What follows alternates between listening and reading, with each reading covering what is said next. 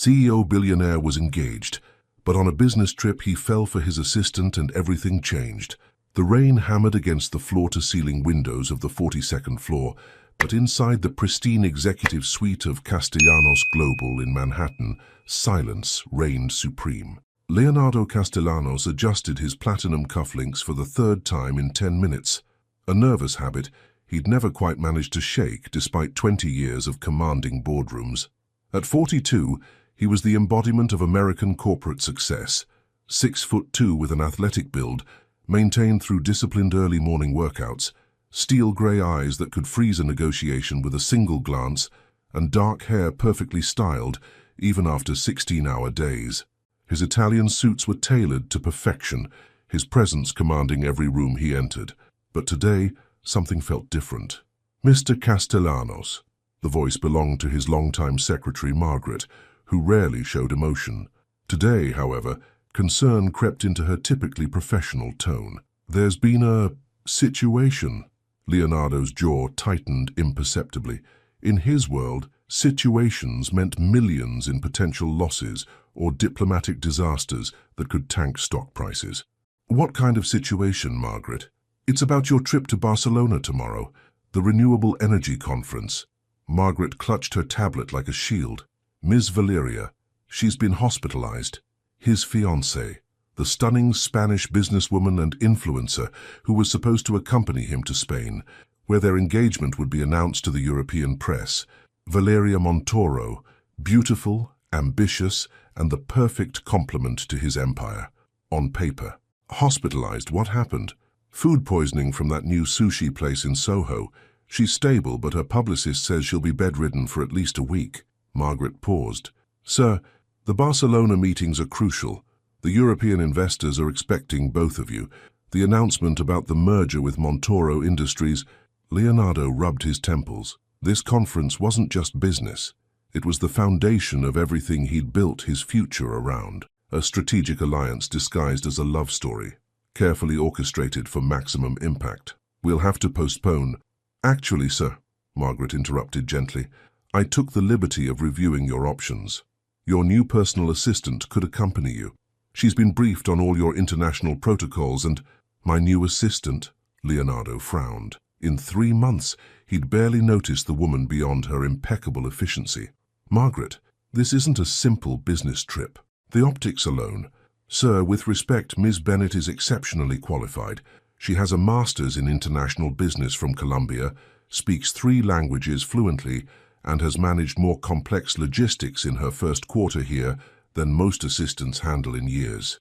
Leonardo walked to his window, gazing down at the bustling streets of Manhattan.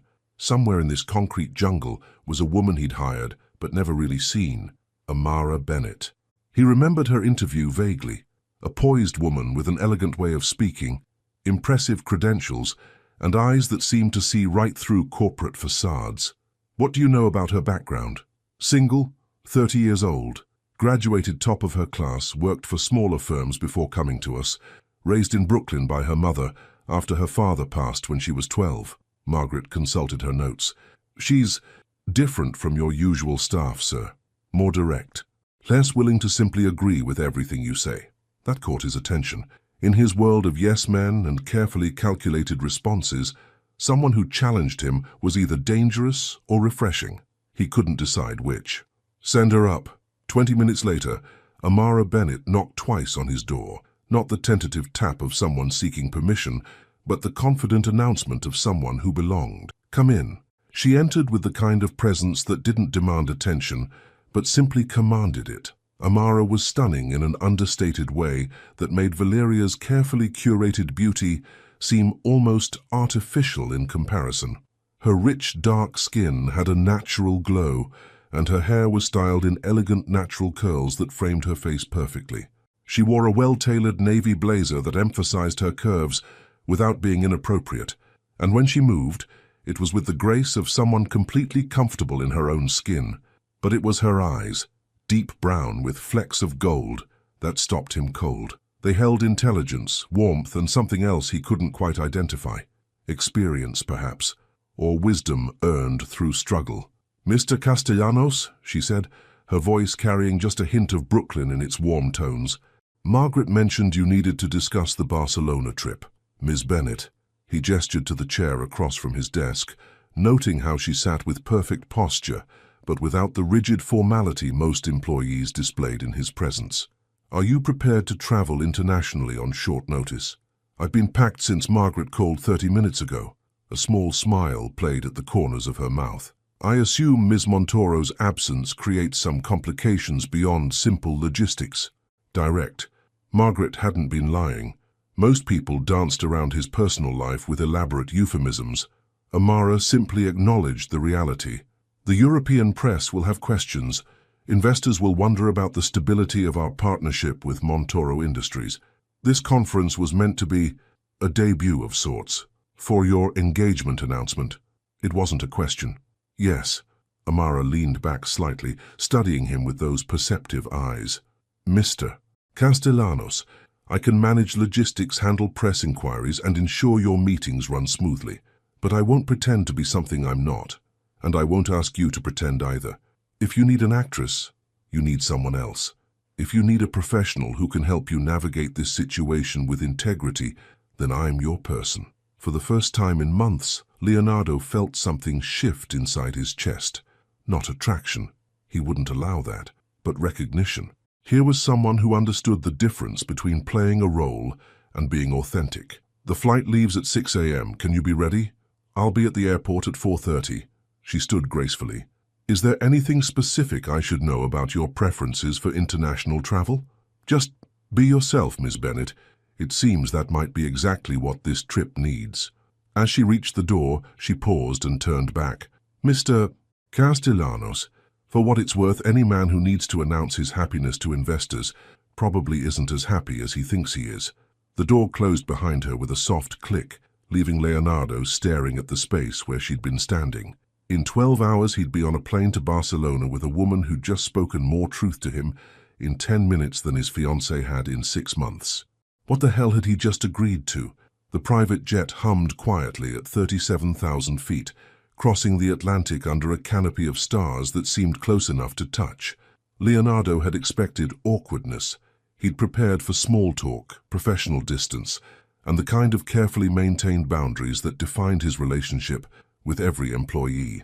What he hadn't expected was to find himself genuinely curious about the woman sitting across from him, absorbed in a worn paperback copy of Gabriel Garcia Marquez's Love in the Time of Cholera, in Spanish. "You read Spanish literature in the original language?" he asked, unable to hide his surprise.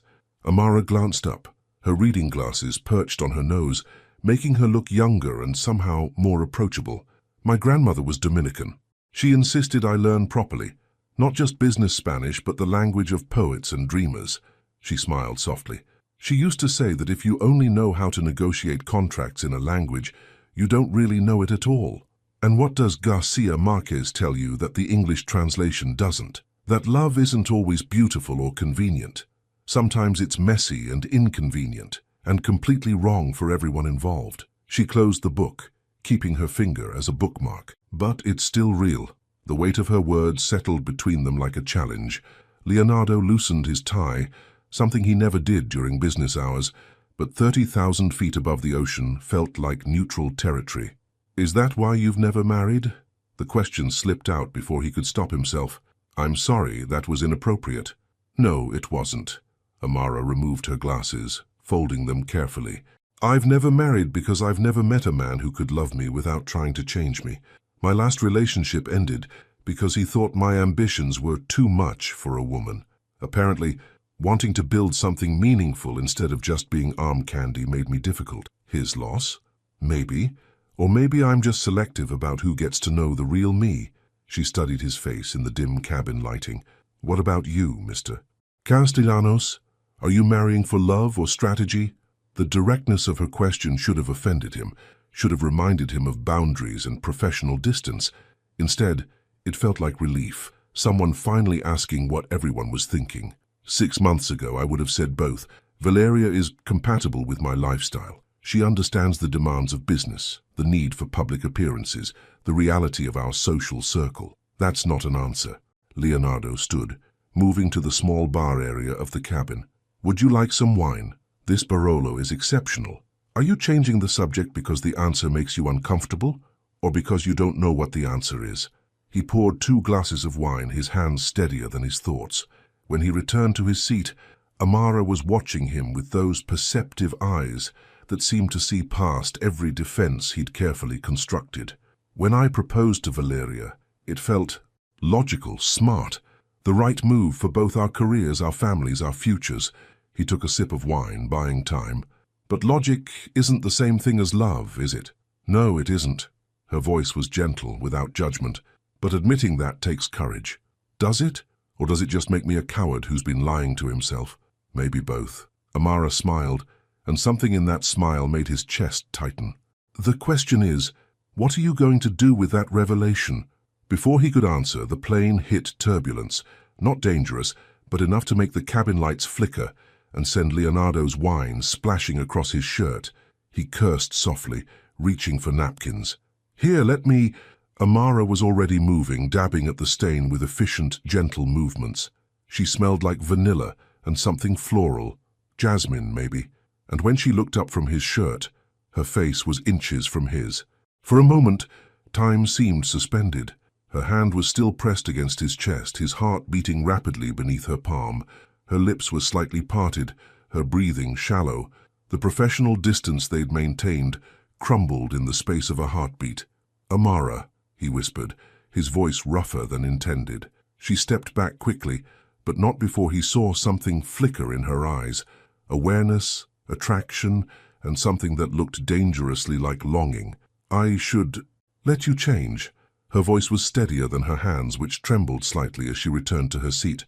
"We'll be landing in Madrid in 2 hours for refueling." Leonardo nodded, not trusting his voice. In the jet's small bathroom, he stared at his reflection while changing shirts. The man looking back at him seemed like a stranger. Hair slightly mussed, eyes brighter than they'd been in months, and an expression he hadn't seen since his 20s. When was the last time he'd felt this alive? When he emerged, Amara was back to reading, but he noticed she hadn't turned a single page. The air between them crackled with unspoken tension, and suddenly the 8-hour flight to Barcelona seemed both endless and far too short. "Amara?" "Yes? Thank you for your honesty earlier. It's been a long time since anyone challenged me to think beyond the safe choices." She looked up, her smile softer now, more personal. "Maybe that's because you surround yourself with people who are more interested in your money than your happiness. And which are you interested in?" The question hung in the air like a dare. Amara closed her book completely, setting it aside. "Neither, actually. I'm interested in the man who gets lost in thought staring out airplane windows, the one who knew that Garcia Marquez quote well enough to discuss it, the one who just admitted he might not love the woman he's supposed to marry." She paused, her voice dropping to barely above a whisper. "I'm interested in the man who's brave enough to question everything he thought he wanted." Leonardo's throat went dry. "Amara, we're landing in Madrid in 90 minutes, she said, returning to her book with studied casualness. "You might want to get some rest. Tomorrow's going to be complicated." But as Leonardo reclined his seat and closed his eyes, rest was the last thing on his mind. Because somewhere over the Atlantic Ocean, between turbulence and Spanish poetry, something fundamental had shifted, and he had no idea what he was going to do about it. The Gothic quarter of Barcelona looked like something from a dream in the early morning light. Leonardo stood on the balcony of his suite at the Hotel Casa Fuster, watching the ancient city come alive below. Stone gargoyles perched on centuries-old buildings seemed to watch back, knowing witnesses to secrets whispered in shadows. The irony wasn't lost on him. He'd chosen this particular hotel because Valeria loved its old-world elegance and Instagram-worthy architecture. Now 3 floors below, Amara was probably experiencing Barcelona for the first time, and he found himself wondering what she thought of it. A soft knock interrupted his brooding. "Mr. Castellanos, the car will be here in 20 minutes. Her voice through the door sent an unwelcome jolt through his system. "I'll be right down." But when the elevator doors opened in the lobby, Leonardo forgot how to breathe.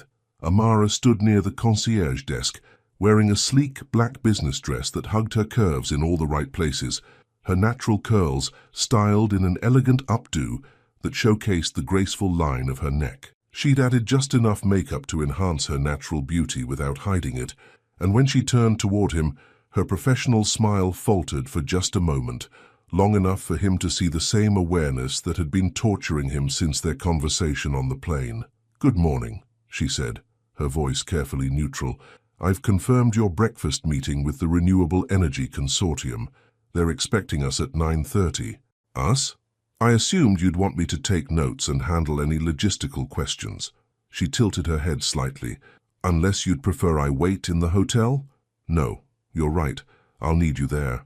The words came out more brusque than intended, a defense against the way his heart sped up when she smiled.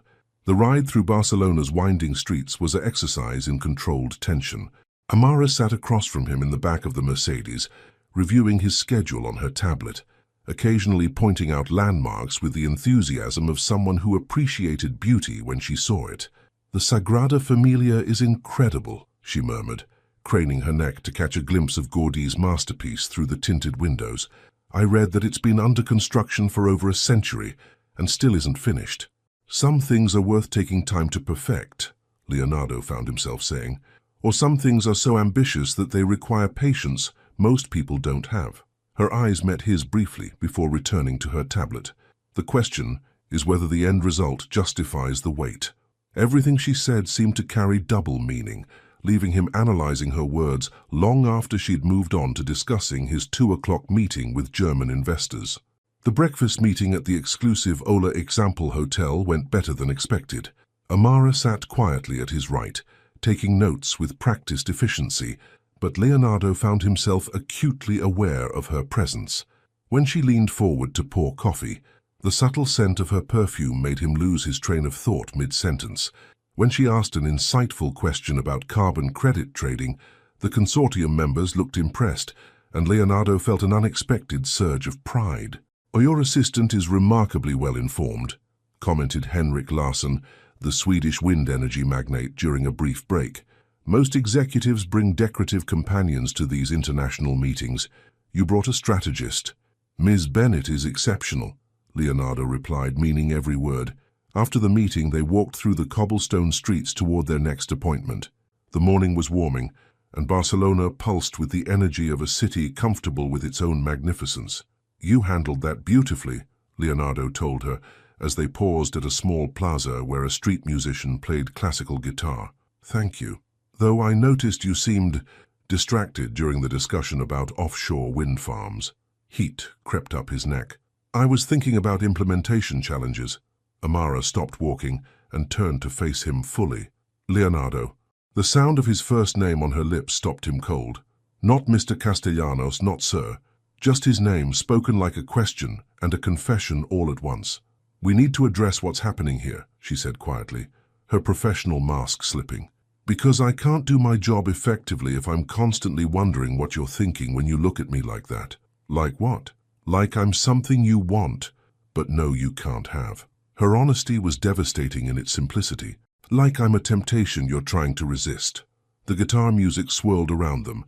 Tourists passed by speaking in a dozen languages, and Leonardo felt the careful structure of his life beginning to crumble. "Amara, I'm engaged. I know. To a woman I'm supposed to marry in 4 months. I know that too. And you're my employee. This is completely inappropriate." "Yes, it is." She stepped closer, close enough that he could see gold flecks in her brown eyes, close enough to count her heartbeats. "But inappropriate doesn't make it untrue." "What are you saying?" "I'm saying that I felt something shift between us on that plane, and I think you felt it too. I'm saying that I've spent 3 months watching you command boardrooms and intimidate investors, but yesterday I saw you vulnerable and real and—" She paused, gathering courage. "And I think you're about to marry the wrong woman for all the right reasons." Leonardo's phone buzzed. A text from Valeria. "Hope Barcelona is productive. Can't wait to see the press coverage of your success. Missing you. V." The message felt like ice water. Efficient, calculated, performative even in private. "I should go," he said, but made no move to leave. "Yes, you should." Amara's voice was soft, understanding. "But not because you want to." "No," he admitted. "Not because I want to." "Leonardo." The guitar player finished his song and the plaza fell silent except for the distant sounds of traffic. "When we get back to New York, I'm going to submit my resignation." "What? Why?" "Because I'm 28 years old, and I've never felt anything like what I feel when I look at you, and you're engaged to someone else." Her smile was heartbreaking. "And because I respect myself too much to be your consolation prize or your escape fantasy." She started walking toward their next meeting, leaving Leonardo standing alone in the plaza, with the realization that he was about to lose something he'd only just discovered he wanted. But as he watched her retreating figure, elegant and determined and completely out of his reach, one thought echoed in his mind with crystal clarity. What if Valeria wasn't the only engagement he needed to reconsider? The conference dinner at the Palau de Congressos stretched into the evening like an elaborate chess match, with Leonardo playing the role he'd perfected over decades, the charming, focused CEO who had everything under control. But control was the last thing he felt. Across the elegant ballroom, Amara moved with quiet efficiency, coordinating with event staff, managing his schedule and fielding questions from international press with the poise of someone born for diplomacy. She'd changed into a stunning deep burgundy dress that made her skin glow under the crystal chandeliers, and more than one investor had complimented him on his exceptional team. If they only knew that his exceptional team was planning to abandon him the moment they returned to New York. "Leonardo!" The booming voice belonged to Marcus Hoffmann, a German industrialist whose renewable energy empire rivaled his own. "Where is the beautiful Valeria? The Spanish press was expecting to meet your fiancée tonight." The question Leonardo had been dreading all evening. "She's dealing with a family emergency," he replied smoothly, the lie tasting bitter on his tongue. "Ah, family comes first. Admirable." Marcus's eyes tracked to where Amara was gracefully deflecting questions from a persistent journalist. "Though I must say, your assistant is quite remarkable. She speaks fluent German, did you know? Helped clarify some technical points about offshore wind patents with my team earlier. She's very capable. Capable. My friend, she's extraordinary, beautiful, intelligent, professional." Marcus lowered his voice conspiratorially. "If I were not happily married and 30 years younger, I might try to steal her away from you." The possessive surge that shot through Leonardo was immediate and unwelcome. "She's planning to leave the company soon." "What? Why would you let such talent slip away?" "Because I'm falling in love with her and she's too smart to wait around for a man too cowardly to choose happiness over obligation." "Business decisions," Leonardo muttered. The evening dragged on with painful sophistication, champagne toasts, strategic conversations, and the constant awareness of Amara's presence like a magnetic pull he couldn't ignore. By 10:30, the formal dinner was winding down, but the real networking was just beginning in the hotel's exclusive rooftop lounge. Leonardo found himself trapped in a discussion about carbon trading with 3 European ministers when his phone buzzed with a text from Amara. "Flight delay. Weather in NYC. We're stuck here another night. I've booked you a suite at the same hotel." Another night, in Barcelona, with the woman who was systematically dismantling every certainty he'd built his life upon. An hour later, Leonardo escaped the networking session and found himself standing outside Amara's hotel room, his hand raised to knock, his heart hammering against his ribs like a caged bird. When she opened the door, she'd changed into dark jeans and a soft, cream-colored sweater that made her look younger and more approachable. Her hair was down, falling in soft curls around her shoulders, and she'd removed her makeup except for a hint of gloss on her lips. "Leonardo." She didn't seem surprised to see him. "Is everything all right?" "No," he said honestly. "Nothing is all right." She stepped back to let him enter, and he found himself in a smaller but elegantly appointed room with French doors leading to a narrow balcony overlooking the Gothic quarter. "Talk to me," she said simply. "I can't stop thinking about what you said in the plaza, about resigning, about—" He ran his hands through his hair, destroying the perfect style he'd maintained all day. "About everything. That was the point." "Was it? To make me question everything I've worked for?" "No." Amara moved to the balcony doors, gazing out at the illuminated cathedral spires. "It was to make you question whether what you've worked for is actually what you want. And what if I discover it isn't? Then you make different choices."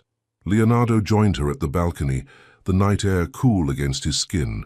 Below them, Barcelona pulsed with life, couples walking hand in hand through narrow streets, late-night cafes spilling golden light onto cobblestones, the distant sound of laughter and music. "Tell me about your childhood," he said suddenly.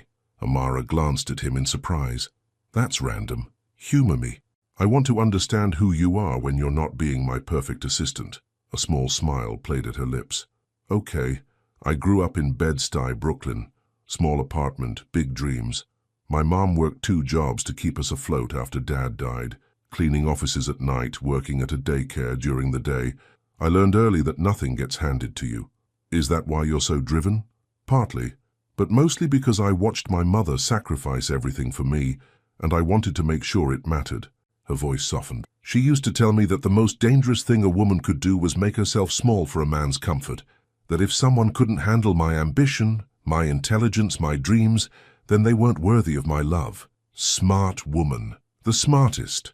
Amara's eyes grew distant. "She's fighting breast cancer now. Has been for 8 months. That's why I work so hard, save every penny. Treatment is expensive, even with insurance." The revelation hit Leonardo like a physical blow. Here he'd been, assuming her dedication was about career advancement, when it was about something far more fundamental: love, family, survival. "Amara, I had no idea. If you need time off, if there's anything the company can do—" "No." Her voice was firm but not unkind. "I don't want your pity or your charity. I want to earn what I need, and I want to do it with dignity. It's not charity. It's you trying to fix things because that's what powerful men do when they feel guilty." She turned to face him fully. "But you can't fix this, Leonardo. You can't fix my mom's cancer. You can't fix your loveless engagement. And you can't fix whatever this is between us with money or grand gestures. Then what can I fix? Nothing. Some things can't be fixed. They can only be felt, or chosen, or walked away from." The silence stretched between them, heavy with possibility and regret. A church bell tolled midnight somewhere in the distance. "I don't want to walk away from you," Leonardo said quietly. "I know." Amara's voice was barely a whisper. "But you're going to, because you're scared of what choosing me would cost you, and I'm tired of being someone's secret what if." She was right, and they both knew it. But as Leonardo looked into her eyes, seeing strength and vulnerability in equal measure, one truth crystallized with startling clarity. He was tired of being scared. "What if I wasn't going to walk away?" he asked. "What if I was thinking about staying? Then I'd say you're not thinking clearly." But her breath caught slightly, betraying her. Maybe thinking clearly is overrated. Leonardo stepped closer, close enough to see her pulse fluttering at her throat, close enough to catch the scent of her perfume mixed with something uniquely her. "Leonardo, I know all the reasons this is impossible. I know about Valeria, about my reputation, about the complications, but I also know that I've never felt more like myself than I have these past 2 days with you. And what about tomorrow? What about when we go back to New York and reality sets in?" "I don't know," he admitted, "but I'm tired of making decisions based on fear instead of feeling." Amara looked at him for a long moment, and he could see the war playing out behind her eyes. Desire versus self-preservation, hope versus hard-earned wisdom. "If I let you stay," she said finally, "if I let this happen, I need you to understand something. I'm not interested in being your secret. I'm not interested in being the other woman while you figure out what you really want. If you're here because you've already decided, not because you're still deciding." The ultimatum hung in the air between them like a bridge, one he could cross or burn but not ignore. Leonardo looked into her eyes and saw his future reflected there, uncertain, complicated, but real in a way nothing had been for years. "I've decided," he whispered, and then he kissed her. The first thing Leonardo noticed when consciousness crept back was the unfamiliar softness of morning light filtering through sheer curtains. The second was the warmth of bare skin against his chest, and the third, with a jolt that made his heart race, was the cascade of dark curls spilling across his shoulder. Amara. The night came rushing back in vivid fragments, her lips against his, the way she'd whispered his name like a prayer, the feeling of walls he'd spent decades building crumbling in the space of heartbeats.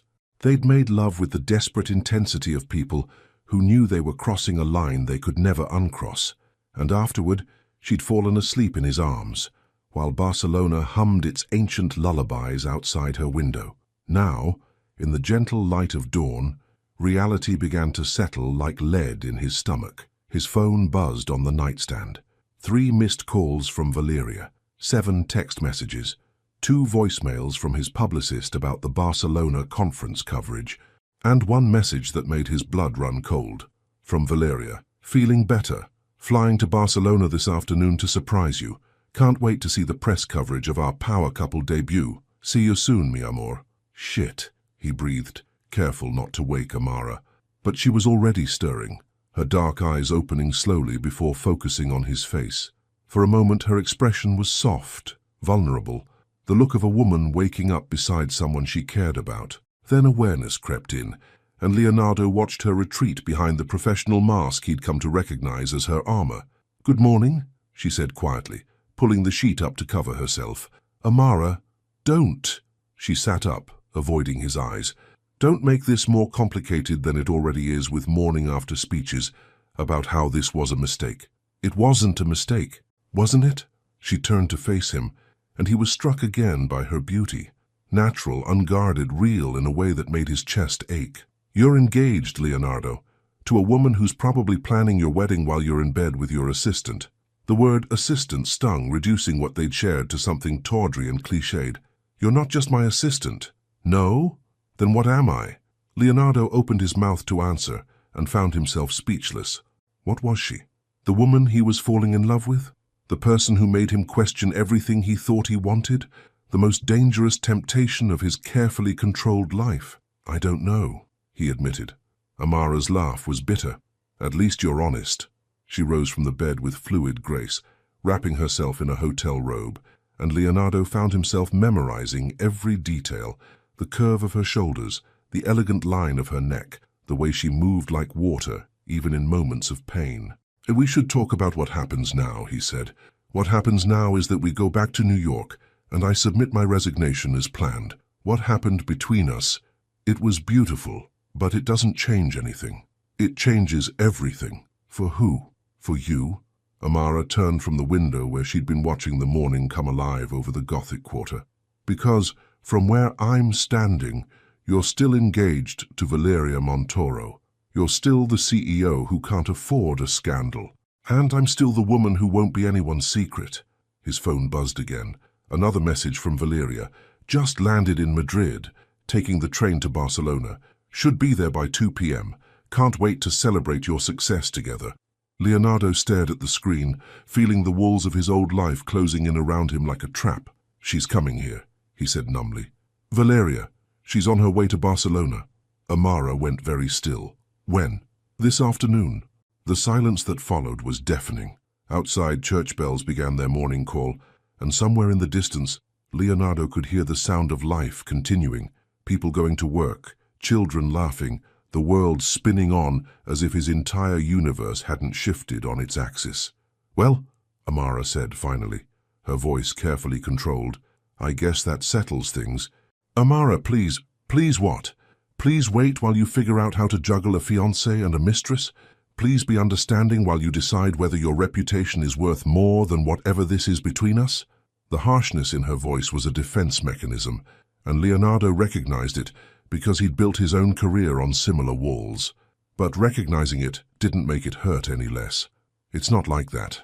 "Isn't it?" She moved around the room with efficient movements, gathering her clothes from the night before. "I told you yesterday that I wouldn't be your secret, and you said you'd decided. But here we are, 12 hours later, and the first thing you're worried about is how to hide me from your fiancé. That's not fair." "Fair?"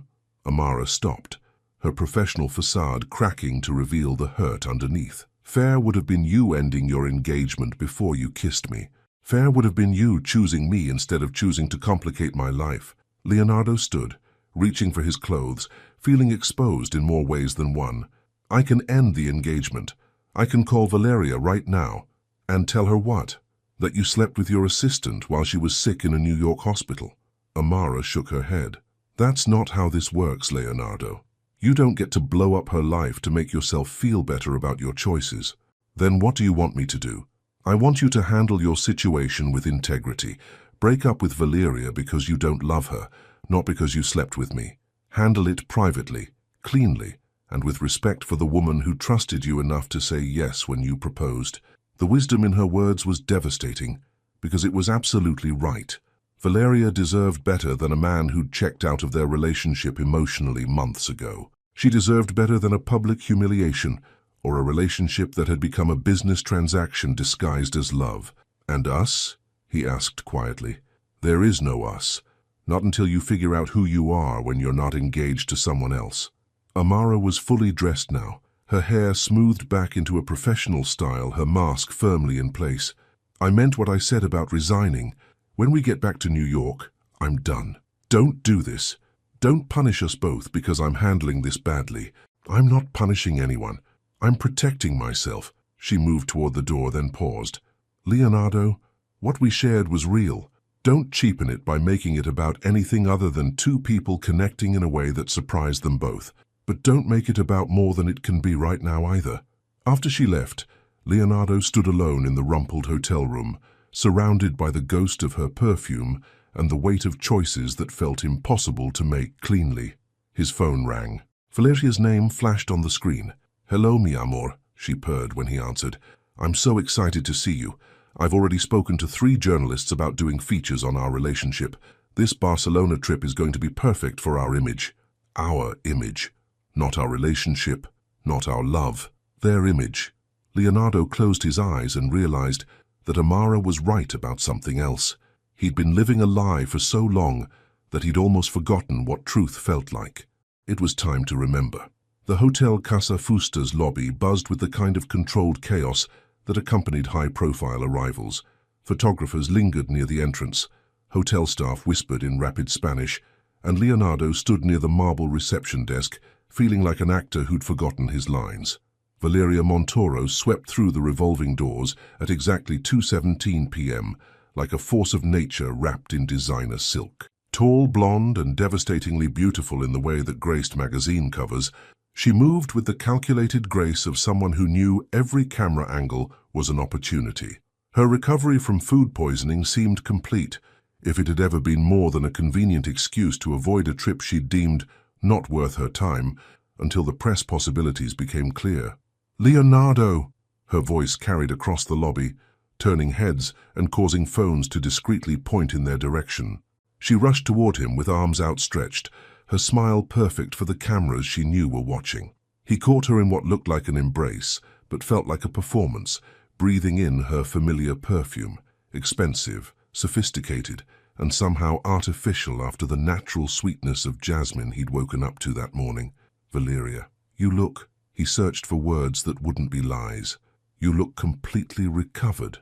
The miracle of good genetics and better doctors, she laughed, the sound bright and hollow.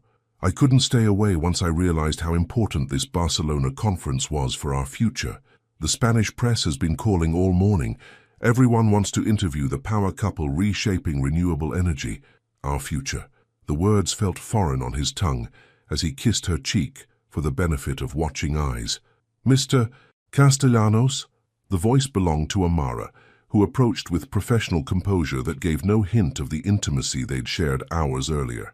She'd changed into a crisp white blouse and navy blazer, her hair pulled back in a severe bun that seemed designed to erase any trace of the woman who'd laughed softly in his arms the night before. Miss Bennet, he managed, his voice rougher than intended. Valeria's gaze shifted to Amara, with the kind of assessment that happened in milliseconds but registered everything: attractiveness, intelligence, potential threat level. Leonardo watched the calculation happen behind his fiancée's perfect smile. And you must be the assistant, Valeria said, extending a manicured hand. I've heard so much about your efficiency. Ms. Montoro. Amara's handshake was firm, professional, giving nothing away. Welcome to Barcelona. I hope your recovery has been complete. Oh, completely. Though I'm sure Leonardo managed just fine without me. Valeria's arm slipped possessively through his. He's always been wonderfully self-sufficient. Haven't you, darling? The endearment felt like broken glass in Leonardo's chest, especially with Amara standing close enough to hear every word. He caught a flicker of something in her eyes, pain, maybe, or disappointment, before her professional mask slammed back into place. "I should let you both get settled," Amara said smoothly. "Your dinner reservations are confirmed for 8 p.m. at Disfrutar. The car will be ready at 7:30. She turned to leave, but Valeria's voice stopped her. "Oh, Ms. Bennett, I do hope you'll join us for dinner. I'd love to get to know the woman who's been taking such good care of my fiancé." The invitation was honey-coated poison, delivered with a smile that didn't reach Valeria's eyes. Leonardo felt his stomach clench as he watched Amara process the request, knowing she was trapped between professional obligation and personal torture. "That's very kind, but I typically don't—" "I insist," Valeria continued. "Consider it a celebration dinner. After all, Leonardo's success in Barcelona is a victory for all of us, don't you think?" Amara's gaze flicked to Leonardo, and in that brief moment, he saw everything she didn't say. "How dare you let her put me in this position? How can you stand there and say nothing while she toys with me?" "Of course," Amara replied evenly. "I'd be honored." 3 hours later, Leonardo sat in one of Barcelona's most exclusive restaurants, watching two women navigate a conversation that was really a carefully orchestrated war. Valeria had changed into a stunning red dress that commanded attention from every corner of the restaurant. She held court like the social media queen she was, regaling them with stories of her latest business ventures, her upcoming fashion collaborations, and the wedding plans she'd been perfecting during her recovery. "I've been thinking we should move the date up," she said, cutting into her perfectly prepared sea base. "Why wait until December? September would be divine. Just think of the lighting for photographs." Leonardo's wine glass froze halfway to his lips. "Move it up? 3 months instead of 6. We're both established in our careers. We know what we want." Her smile was radiant and completely impersonal. "Plus, the press coverage of our Barcelona success would be perfect timing for engagement announcements." Across the table, Amara maintained her professional composure, but Leonardo caught the way her fingers tightened around her water glass, the slight tension in her shoulders that spoke of someone enduring exquisite torture with grace. "That's sudden," he managed. "The best decisions usually are." Valeria reached for his hand, her diamond engagement ring catching the candlelight. "Don't you think, Miss Bennett, sometimes when you know something is right, waiting just seems silly?" Amara looked directly at Leonardo for the first time all evening, and her eyes held a message as clear as spoken words. "This is what you chose. This is what you're going back to." "I think," Amara said carefully, "that timing is crucial in all important decisions. Rushing can lead to complications, or it can lead to happiness." Valeria's laugh was musical and completely artificial. "I've never been one to overthink things. Life is too short to waste time on uncertainty, don't you agree, Leonardo?" The question hung in the air like a challenge. Leonardo looked at his fiancée, beautiful, successful, socially perfect, and realized that everything about their relationship had been about image, timing, and strategic advantage. When had he stopped seeing her as a person and started seeing her as a business partnership? When had he ever really seen her at all? "Sometimes," he said slowly, "uncertainty means you're paying attention to what really matters." Valeria's smile faltered slightly. "That's very philosophical for a Tuesday night." "Barcelona has that effect on people," Amara interjected smoothly. "The city has a way of making you question assumptions." "Does it?" Valeria's gaze sharpened. "And what assumptions have you questioned during your time here, Ms. Bennett?" The question was loaded with subtext that made Leonardo's chest tighten. Amara held Valeria's stare with steady composure. "I've learned that sometimes the most professional thing you can do is recognize when a situation isn't sustainable." "How intriguing. And what makes a situation unsustainable?" "When maintaining it requires compromising your integrity." The silence that followed was deafening. Valeria's smile remained perfect, but her eyes had gone cold. Leonardo felt like he was watching a chess match where he understood neither the rules nor the stakes. "Well," Valeria said finally, "I suppose we all have our principles." "Yes," Amara replied quietly. "We do." Leonardo's phone buzzed with a text message. Without thinking, he glanced down and felt the blood drain from his face. The message was from Henrik Larsson, the German industrialist from the morning's meeting. "Leonardo, the most extraordinary thing. I just discovered that your brilliant assistant speaks fluent German, Spanish, and French. My wife and I would love to offer her a position with our Berlin headquarters. Is she available for poaching? We could triple her salary." He looked up to find both women watching him, Valeria with curious expectation and Amara with something that looked like resignation. "Everything all right, darling?" Valeria asked. Leonardo stared at the phone, then at Amara, then at his fiancée, and realized that the ground beneath his perfectly constructed life was shifting in ways he could no longer control. "Actually," he said, his voice steadier than his hands, "I think we need to talk." The silence in Leonardo's hotel suite felt thick enough to cut with a knife. Valeria paced near the floor-to-ceiling windows, her red dress a stark contrast against the Barcelona skyline, twinkling in the darkness below. Leonardo sat on the edge of the bed, still in his dinner jacket, but with his tie loosened, looking like a man preparing for execution. "You want to talk?" Valeria's voice carried an edge he'd never heard before, sharp, calculating, dangerous. "Then let's talk about why you've been acting like a stranger since I arrived." Valeria, "No." She spun to face him, her perfectly applied makeup unable to hide the cold fury in her eyes. "Let me talk first.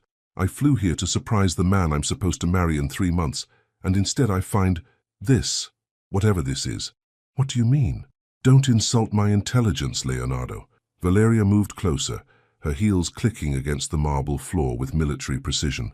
"I've built a career reading people, understanding subtext, recognizing when someone is lying to me. And you, mi amor, have been lying since the moment I walked into that lobby."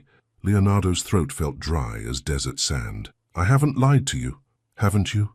Then look me in the eye and tell me nothing has changed between us." He met her gaze and found himself unable to speak.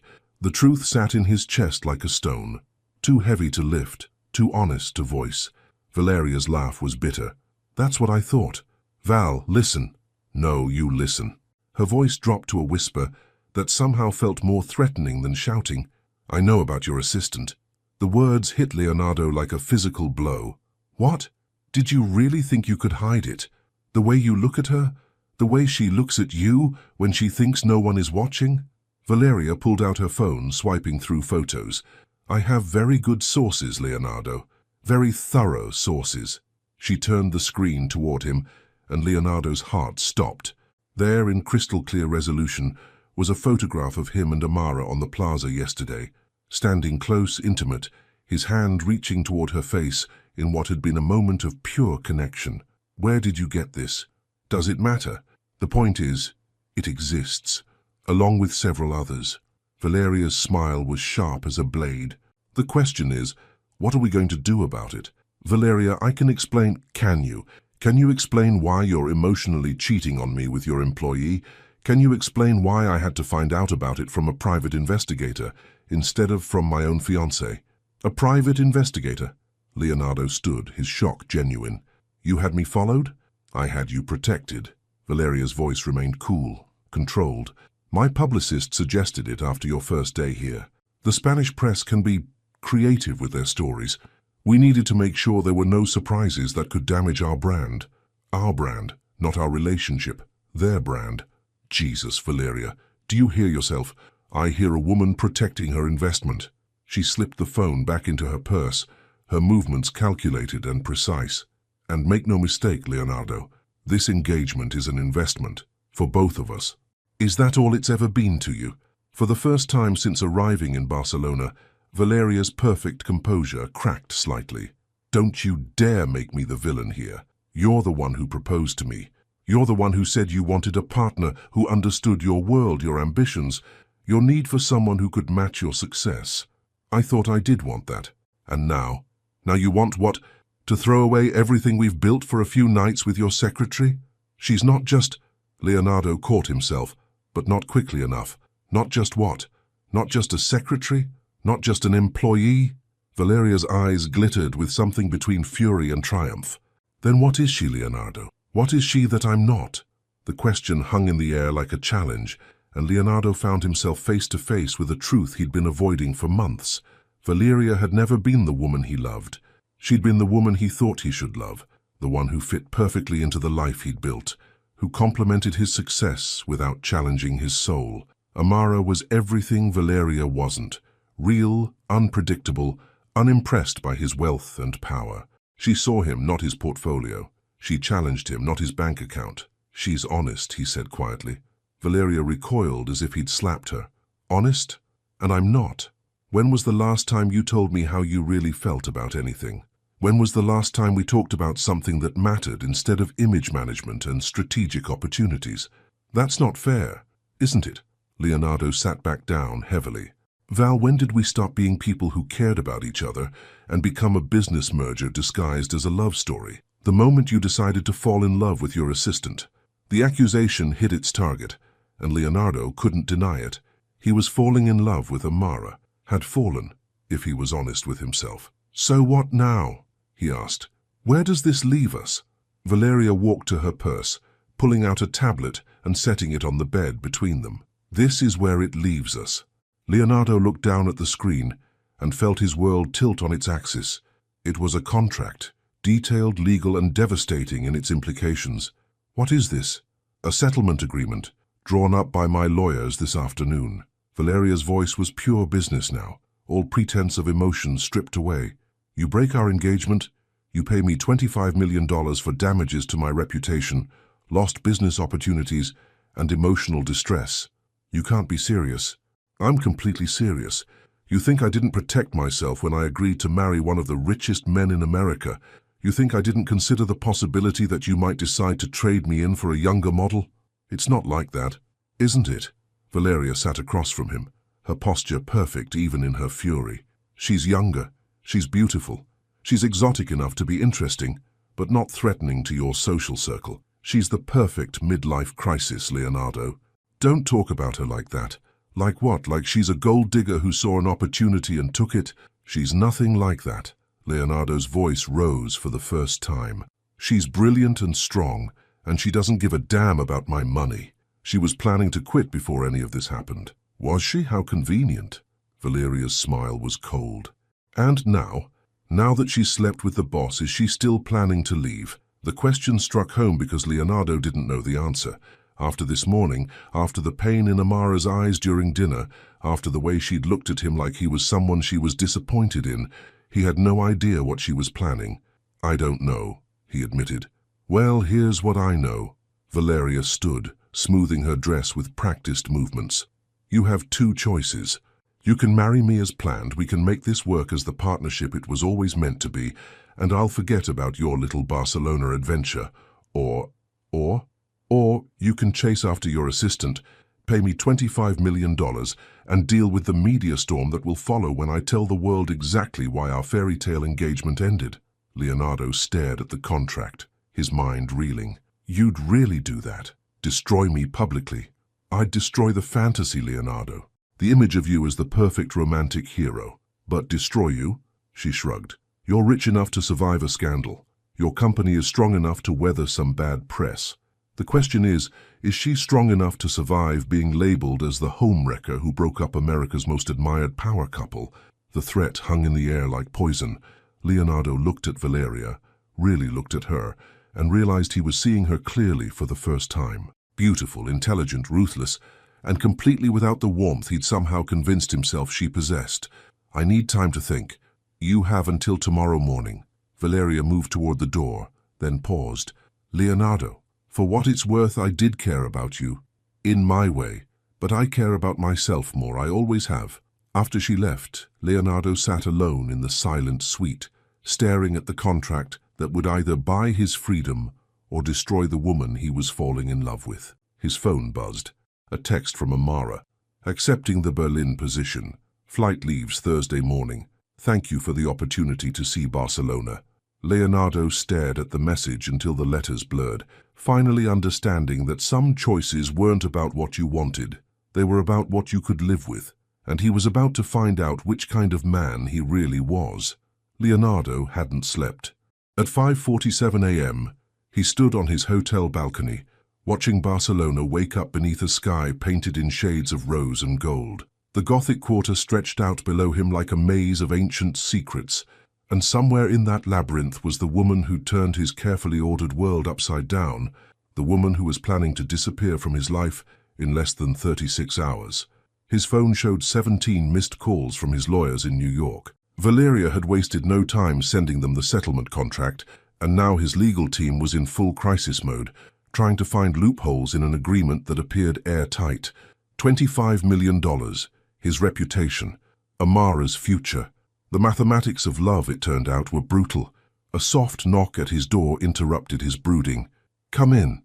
Mr. Castellanos?"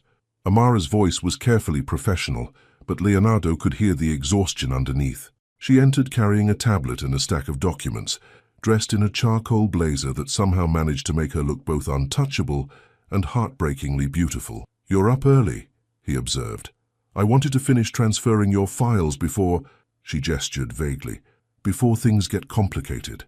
More complicated than they already are?" Amara set her materials on the coffee table with precise movements.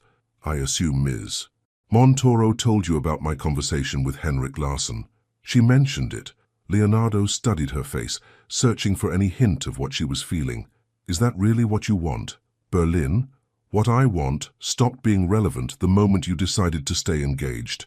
The words cut deep, but Leonardo couldn't argue with their accuracy. "Amara, don't." She held up a hand.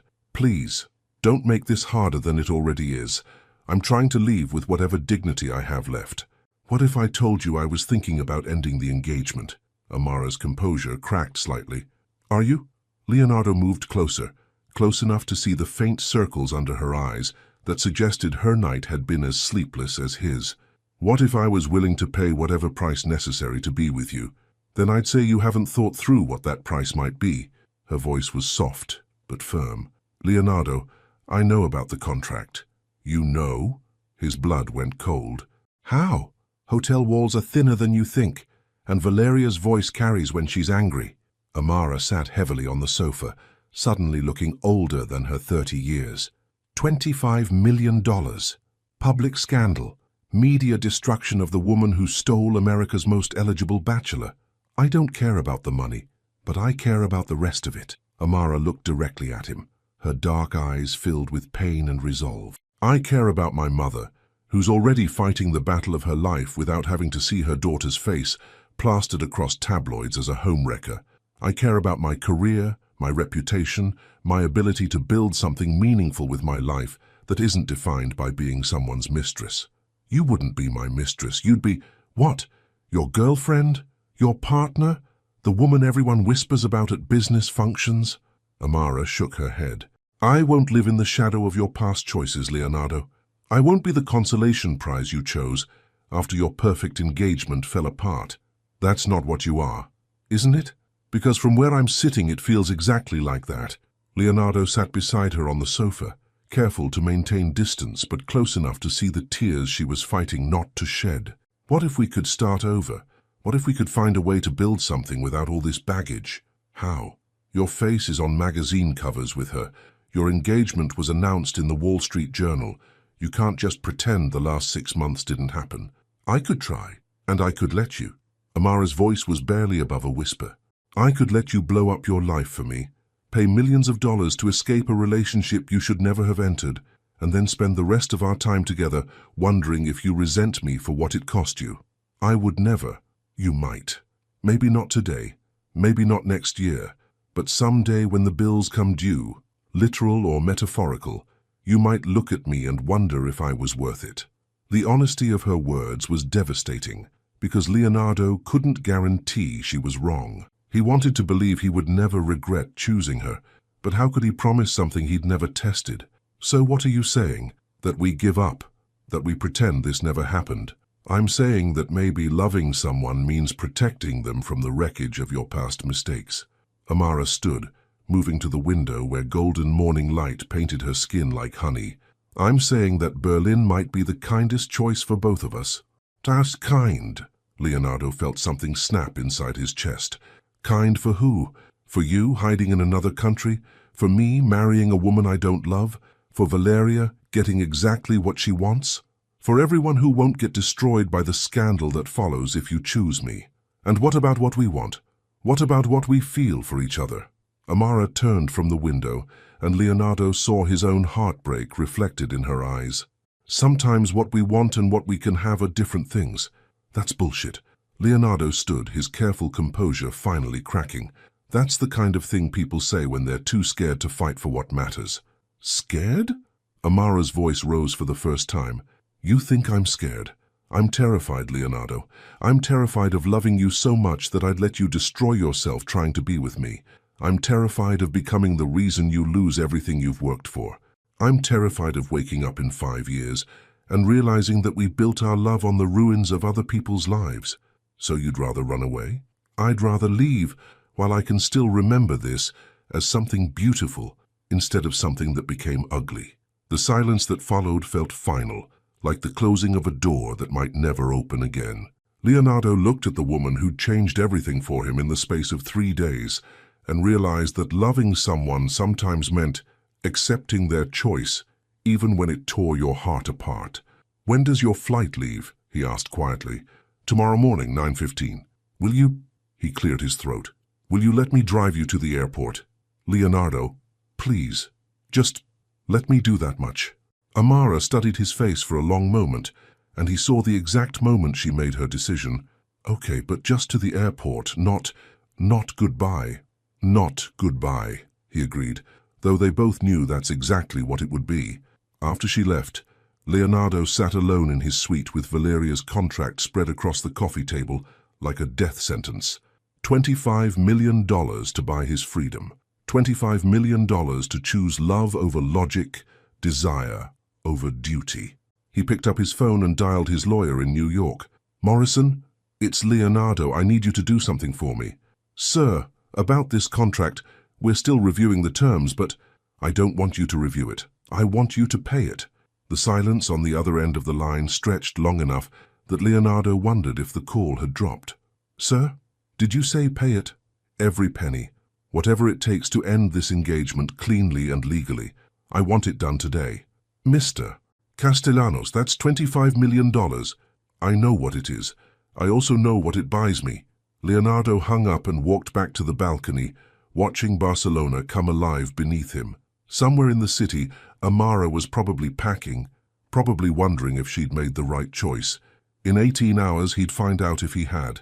The Barcelona El Prat airport bustled with the controlled chaos of international departures, but Leonardo heard none of it. His world had narrowed to the woman sitting beside him in the black Mercedes, staring out the window at the Spanish countryside, rushing past like a life she was leaving behind. Amara wore a simple navy dress and a cream cardigan, her natural curls pulled back in a low ponytail that made her look younger and more vulnerable than he'd ever seen her. A single piece of luggage sat in the trunk. Everything else, she'd told him quietly, would be shipped later. You don't have to come to the gate, she said without turning from the window. The driver can take you back to the hotel. I want to come. Leonardo, please. His voice cracked slightly on the word. Let me see you off properly. She nodded without looking at him, and Leonardo wondered if she was fighting the same battle he was, trying to memorize every detail before it became just a memory.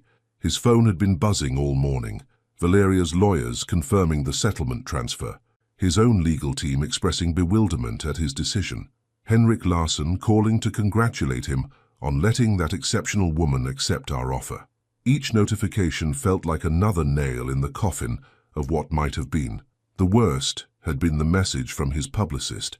Valeria just posted to Instagram. The breakup is official. Press conference scheduled for 3 p.m. Are you prepared for the storm? He wasn't prepared for anything except watching the woman he loved disappear into the sky. Gate B47, Amara said as they entered the departures terminal. Lufthansa Flight 342 to Berlin. Leonardo nodded, his throat too tight for words.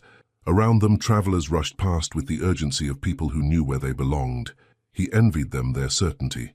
They walked through security in silence, past duty-free shops and cafes, past families saying tearful goodbyes, and business people checking emails with practiced indifference.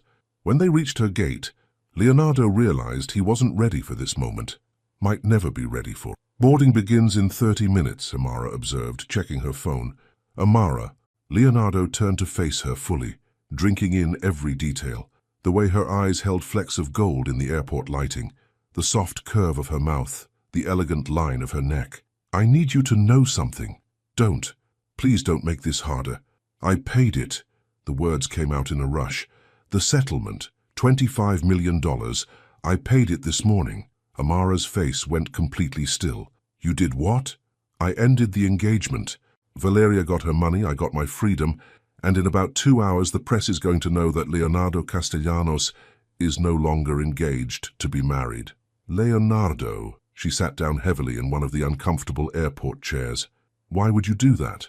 Because I realized something yesterday, watching you try to protect me from the consequences of my own choices. Leonardo sat beside her, close enough to catch the familiar scent of jasmine that had haunted his dreams. I realized that I've spent my entire adult life making safe decisions, building a safe life, choosing safe people who wouldn't challenge me or change me or make me risk anything that really mattered. And then I met you, and suddenly safe felt like settling. Suddenly everything I thought I wanted felt like a prison I'd built for myself. Amara's eyes filled with tears she was trying not to shed. But the money is just money. I've got plenty of it, and I'll make more. Leonardo reached for her hands, relief flooding through him when she didn't pull away. What I can't make more of is time with you. What I can't buy is another chance to tell you that you're not my consolation prize, or my midlife crisis, or my escape fantasy. Then what am I? You're the woman who made me remember who I used to be before I became so focused on success that I forgot what happiness felt like.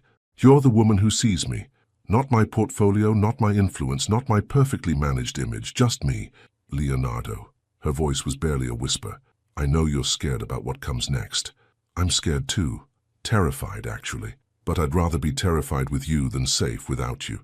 Amara was crying openly now, tears streaming down her cheeks as she looked at him with a mixture of love and heartbreak that made his chest ache.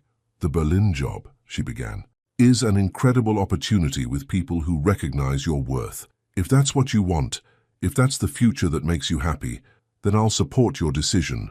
But if there's any part of you that wants to try building something with me, something real and messy and complicated and beautiful, then don't get on that plane. The scandal will be massive and ridiculous, and we'll survive it together. The press will get bored and move on to the next story. My mother will meet the man who loves her daughter and hopefully decide he's worthy of her. Amara laughed through her tears, a sound so beautiful that Leonardo wanted to bottle it and carry it with him forever.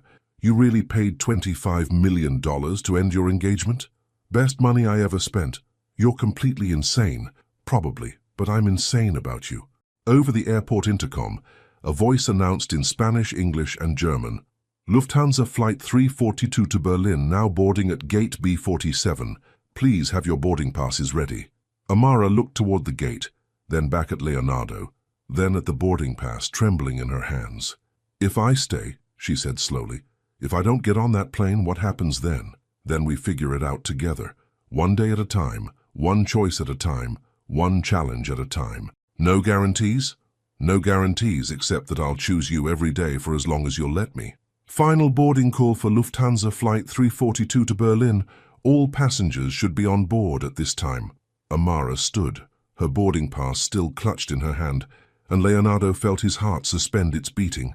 She walked toward the gate, her heels clicking against the polished floor, and for a moment he was certain he'd lost her. Then she stopped. Slowly, deliberately, she tore the boarding pass in half. She turned back to Leonardo, her smile radiant through her tears, and said the words that would change everything. So, what happens now?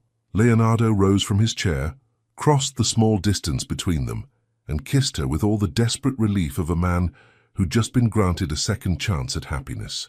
When they broke apart, both breathing hard, both laughing and crying at the same time, Leonardo whispered against her forehead, "Now we go home, and we build something beautiful." Around them, the airport continued its eternal dance of arrivals and departures, but Leonardo and Amara stood still in the eye of their own private hurricane, finally ready to weather whatever storm came next. Together. 6 months later, New York City.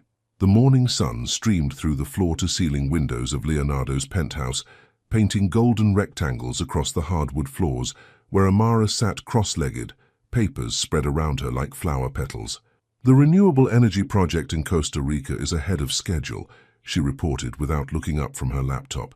The local community leaders want to host a celebration when we visit next month. Leonardo paused in his trek to the kitchen, coffee mug in hand, and marveled at the surreal normalcy of the scene. 6 months ago, he'd been engaged to a woman who treated breakfast like a photo opportunity. Now, Amara sat in his living room in yoga pants and one of his Columbia University t-shirts, her natural curls escaping from a messy bun as she managed international projects with the same focused intensity she brought to everything else. "We should bring something special," he suggested. "What's traditional in Costa Rica for celebrations?" "Music, dancing, and lots of food." Amara finally looked up, her reading glasses perched on her nose, her smile warm and unguarded. "Also, your Spanish needs work before we get there. My Spanish is perfectly adequate for business. Your Spanish sounds like you learned it from a textbook written in 1987. She stood, stretching like a cat in the morning light, which you probably did. Leonardo set down his coffee and moved toward her, drawn by the magnetic pull that had never faded, despite 6 months of morning routines and shared grocery lists and all the beautiful mundane details of building a life together. "Maybe you could tutor me," he suggested, wrapping his arms around her waist. "Maybe I could." She stood on her tiptoes to kiss him softly. "But I charge very high rates for private lessons." "How high?" Amara pretended to consider this seriously. "Dinner at that little Italian place in Brooklyn, the one where your credit cards don't impress anyone, and the owner's grandmother still makes the pasta by hand." "Done." Leonardo kissed her forehead, then her nose, then her lips. "Though I should warn you, the paparazzi still follow us sometimes." "Let them. Maybe Nonna will yell at them in Italian." It had been like this for months, the slow, sweet process of building something real while the media circus gradually lost interest in their story. The first few weeks had been brutal, tabloid headlines screaming about the assistant who stole a billionaire's heart, and from boardroom to bedroom, an American love story. Valeria had given exactly one interview, tastefully devastating, in which she wished them well with the kind of grace that made her look like the dignified victim and them like the dramatic homewreckers. But Amara had surprised everyone, including Leonardo, with her handling of the spotlight. She'd refused to hide, refused to apologize, and refused to play the role of either the gold-digging seductress or the innocent victim. Instead, she'd simply been herself, brilliant, poised, and utterly unimpressed by the circus surrounding their relationship. When a particularly aggressive reporter had cornered her outside her mother's hospital in Brooklyn, demanding to know if she felt guilty about breaking up America's golden couple, Amara had looked directly into the camera and said, "I fell in love with a good man who had the courage to choose happiness over convenience. If that threatens you, maybe you should examine why." The clip had gone viral, the narrative had shifted, and slowly the media had moved on to fresher scandals. "Speaking of dinner," Amara said, returning to her papers, "your mother called. She wants to know if we're coming to the Hampton house this weekend." Leonardo groaned. His mother, Patricia Castellanos, had initially been horrified by what she called his public spectacle. But Amara had won her over during their first meeting with a combination of genuine warmth, impressive knowledge of art history, and an ability to discuss Patricia's beloved rose garden with actual expertise. "What did you tell her?" "That we'd be there Saturday evening. I may have also mentioned that I'd bring my famous tres leches cake." "You don't have a famous tres leches cake." "I will by Saturday." Amara grinned. "Your mother deserves better than store-bought dessert." This was who she was, the woman who learned to make elaborate cakes to impress his mother, who spoke 3 languages fluently, but still blushed when he complimented her intelligence, who had turned down Henrik Larsson's job offer in Berlin, but accepted his invitation to consult on renewable energy projects across Europe. She'd also insisted on keeping her own apartment in Brooklyn, though she spent most nights at his penthouse. "I need to know I'm here because I want to be," she'd explained, "not because I have nowhere else to go." Leonardo understood. After a lifetime of relationships built on convenience and strategic advantage, the choice to be together, renewed every day, felt like the most honest thing he'd ever done. "How's your mom feeling?" he asked. Amara's smile softened. "Good days and bad days, but more good than bad lately. The new treatment seems to be helping." She paused. "She wants to meet you properly, not just the quick hospital visits." "I'd like that." "She's Protective, and she doesn't trust men with too much money. Smart woman. She raised me to be smart too. Amara moved closer, her hands smoothing the lapels of his shirt. Which is why I know exactly how lucky I am. Lucky how? Lucky to love a man who was brave enough to pay $25 million to choose me. Lucky to love a man who looks at me like I'm the most interesting person in every room. Lucky to love a man who... She hesitated, suddenly shy. Who what? Who makes me feel like I'm home? The words hit Leonardo square in the chest, knocking the breath from his lungs with their simple truth. Home. Not his penthouse, not his wealth, not his carefully curated life, but this, morning coffee and shared projects, and a woman who saw him clearly and loved him anyway. Amara, he began, then stopped, overwhelmed by the magnitude of what he wanted to say. What? Instead of speaking, Leonardo walked to his desk, opened the top drawer, and pulled out a small velvet box that had been waiting there for 3 weeks. Amara's eyes went wide. Leonardo, I know we've talked about this, he said, his heart hammering against his ribs. About taking things slow, about not rushing into anything that looks like what I had before. Leonardo, but this isn't what I had before. This isn't about image or strategy or convenience. He dropped to one knee in his own living room, surrounded by her scattered papers and the comfortable debris of their shared life. This is about waking up every morning grateful that you're in my world. This is about wanting to build something with you that's ours, not mine or yours, but ours. Amara's hands flew to her mouth, tears already streaming down her cheeks. This is about loving you so much that $25 million felt like pocket change compared to the cost of losing you. Leonardo opened the box to reveal a ring he'd had designed specifically for her, elegant but not ostentatious, with a center stone the color of whiskey and gold that matched her eyes. Amara Bennett, will you marry me? Not for the press or the photos or because it makes sense on paper, but because I can't imagine my life without your laughter in it. Yes. The word came out as a sob. Yes, yes, of course, yes. Leonardo slipped the ring onto her finger with hands that shook slightly, then stood and caught her as she launched herself into his arms.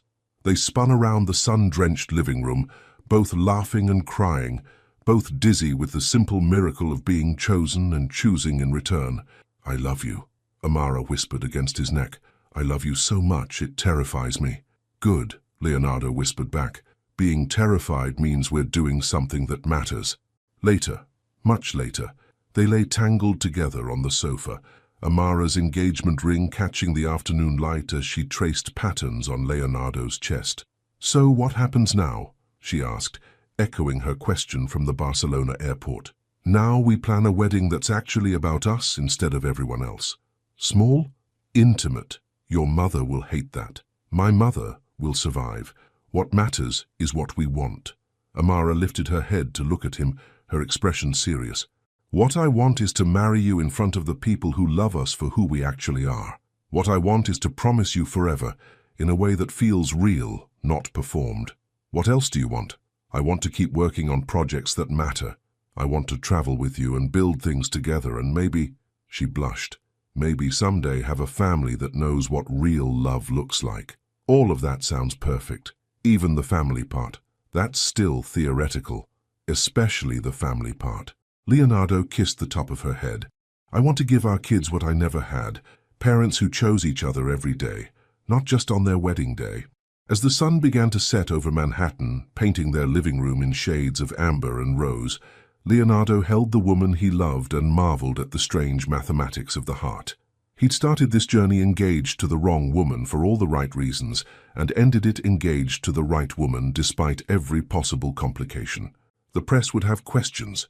His board might have concerns. There would be prenups and logistics and all the tedious details that came with merging 2 lives.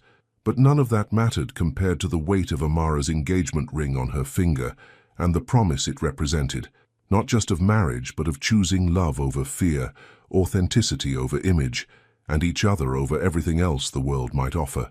Leonardo, Amara's voice was drowsy with contentment. Thank you. For what? For being brave enough to choose me, for being brave enough to choose us. Leonardo tightened his arms around her, breathing in the scent of jasmine and vanilla and home. Thank you, he replied, for being worth choosing.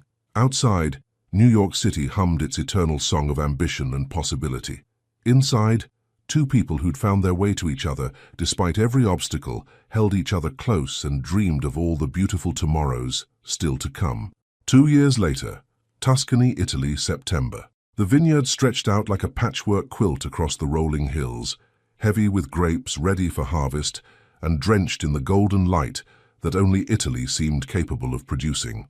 Leonardo stood on the stone terrace of the villa they'd rented for their second anniversary, watching his wife move through the garden below with the easy grace that still stopped his heart after all this time. Amara wore a flowing sundress the color of sunset, her natural curls catching the breeze as she laughed at something his mother was saying about the ancient olive trees. In her arms, their 6-month-old daughter Isabella gurgled happily, tiny hands reaching for the dancing shadows of leaves overhead. "She's going to be as beautiful as her mother," Patricia Castellanos observed, her voice carrying up to where Leonardo stood. "And twice as stubborn, if the way she refuses to take bottles from anyone but Amara is any indication." "Stubborn runs in the family," Amara replied, adjusting Isabella's sun hat with practiced ease. "Her father once paid $25 million just to prove a point about love. Best investment I ever made," Leonardo called down, earning himself a radiant smile from his wife and an eye roll from his mother. He descended the stone steps to join them, his heart doing that familiar flutter it had performed every day for the past 2.5 years, whenever Amara looked at him like he was exactly where she wanted to be.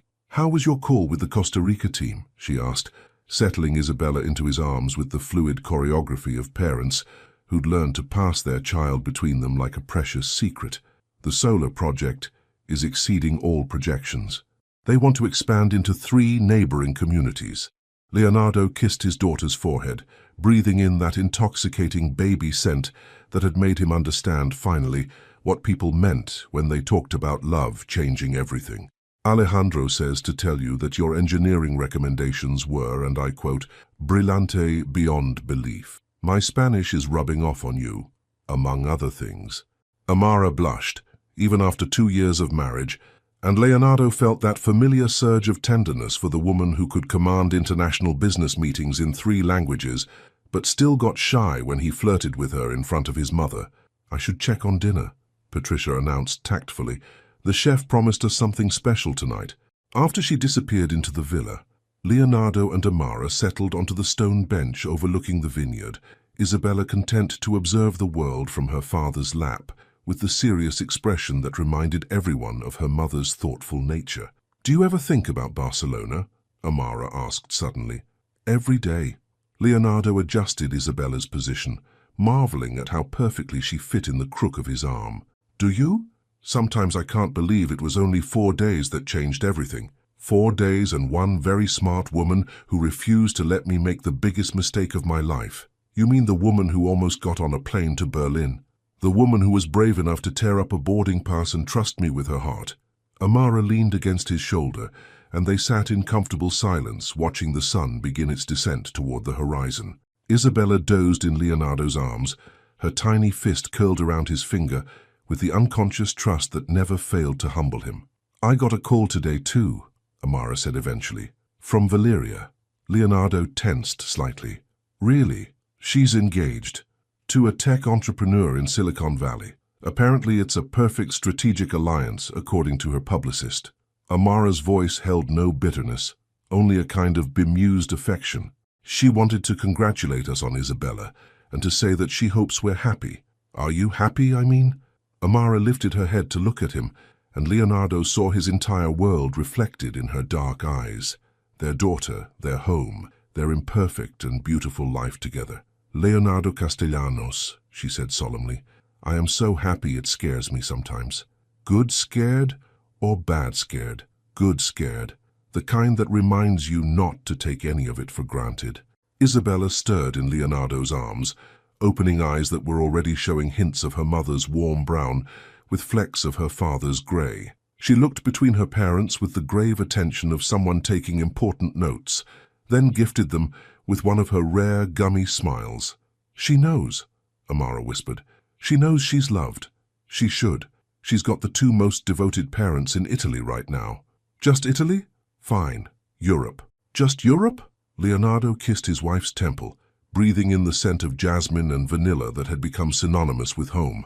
The world, Mrs. Castellanos. She's got the two most devoted parents in the world.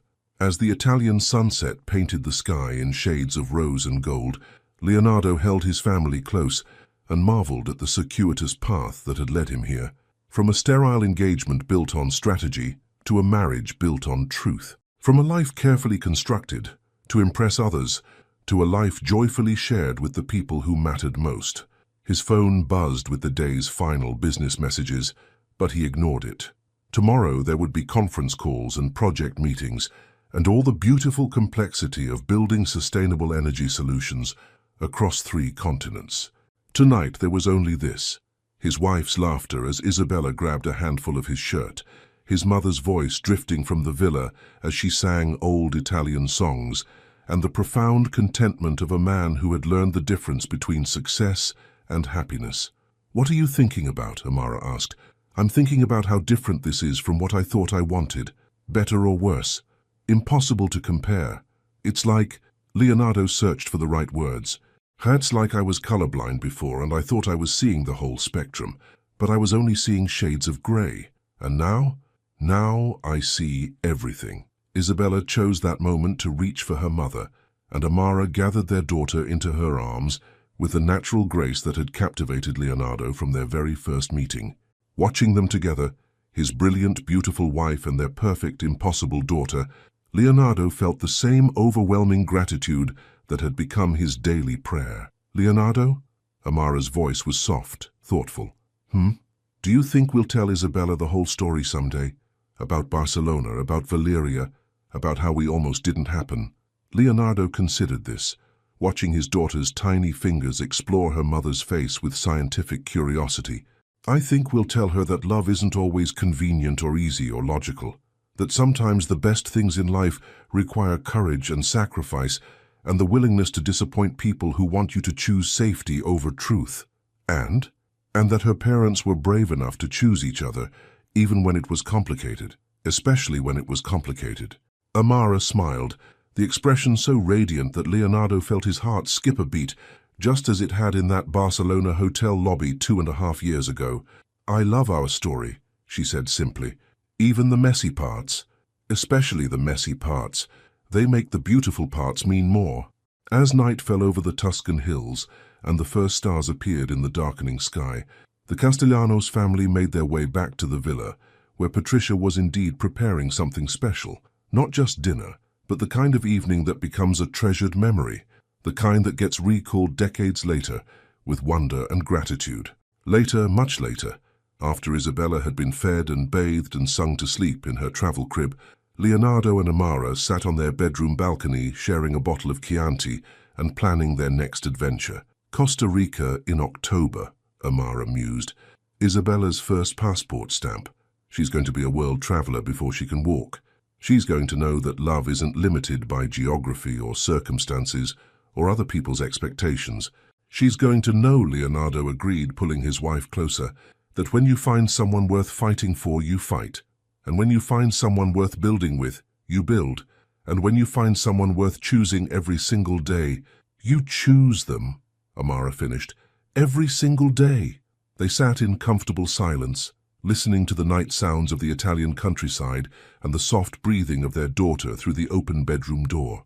Tomorrow would bring new challenges, new projects, new opportunities to make a difference in the world. But tonight, they had everything they needed. "Amara?" Leonardo's voice was barely above a whisper. "Yes? Thank you. For what this time? For tearing up that boarding pass?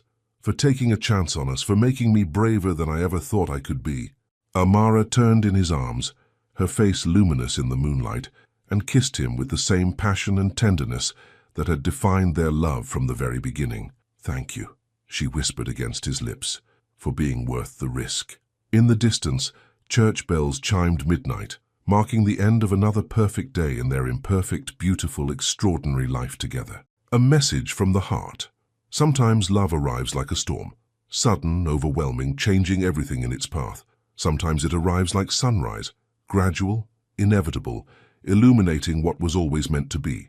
For Leonardo and Amara, Love arrived like Barcelona itself, ancient and modern, complicated and simple, challenging them to see past their fears and choose what their hearts knew to be true. Their story reminds us that the most meaningful relationships aren't built on convenience or strategy, but on the courage to be vulnerable with someone who sees us clearly and loves us anyway. That sometimes the best decisions are the scariest ones. That love worth having is love worth fighting for. Would you have had the courage to tear up that boarding pass? Would you have chosen love over security, truth over convenience, the unknown over the familiar? Your thoughts and stories matter to us. Please share them in the comments below. Every love story is unique, but the courage it takes to write one is universal. Thank you so much for watching until the end.